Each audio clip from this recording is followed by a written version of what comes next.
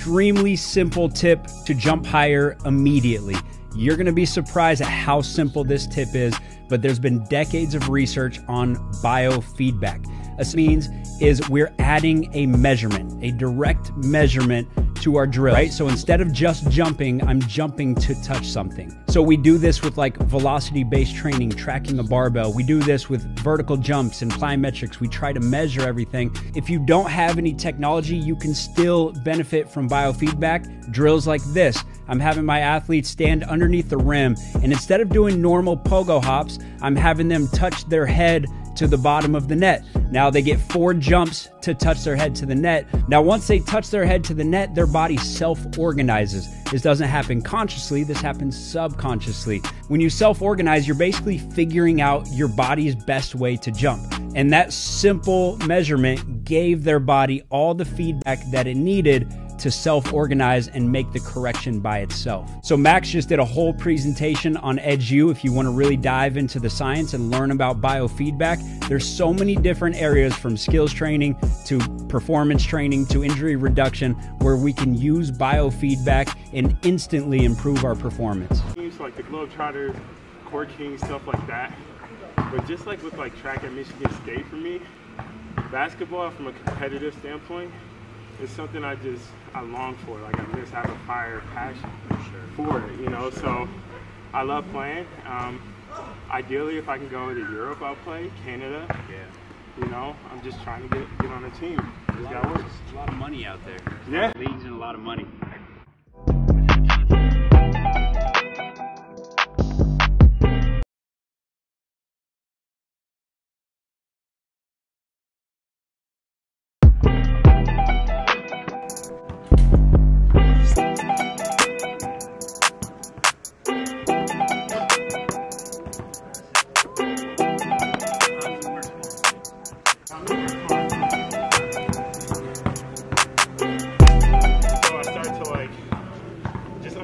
How to put my body in the right position to get a better takeoff, and from there I was able to apply it whenever I'm jumping.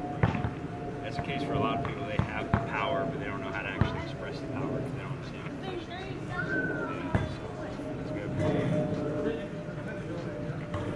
it. But I have a lot of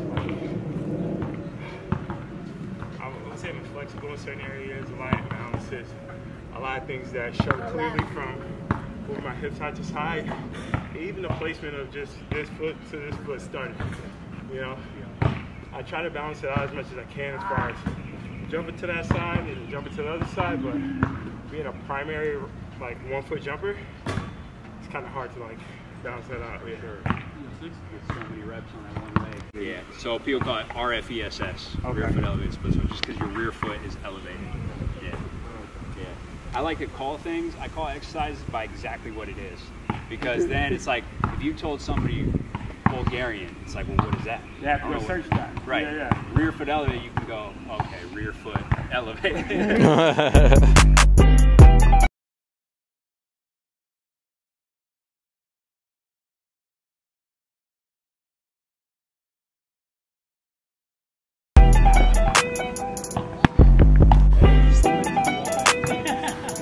Hey, Ross already thinking the same thing. Like,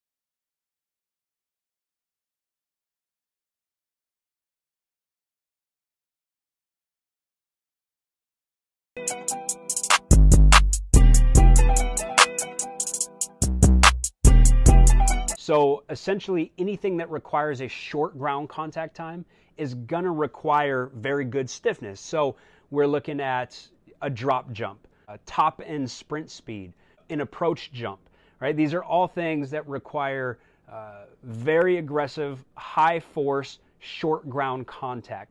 And for that, we need extremely good leg stiffness. So there are studies that show strength training and traditional weight training can improve muscle active stiffness, but there are also studies that will show that plyometrics improved while strength training did not. So Kubo and others, 2007, reported that ankle joint stiffness significantly increased after 12 weeks of plyometric training, but not after weight training. Another study by Kubo in 2017, extensibility of tendon structures during ballistic contractions and active muscle stiffness during fast stretching significantly increased after plyometric training, but not for isometric training. But isometric training did increase tendon stiffness while plyometrics did not. And we'll talk more about tendon stiffness.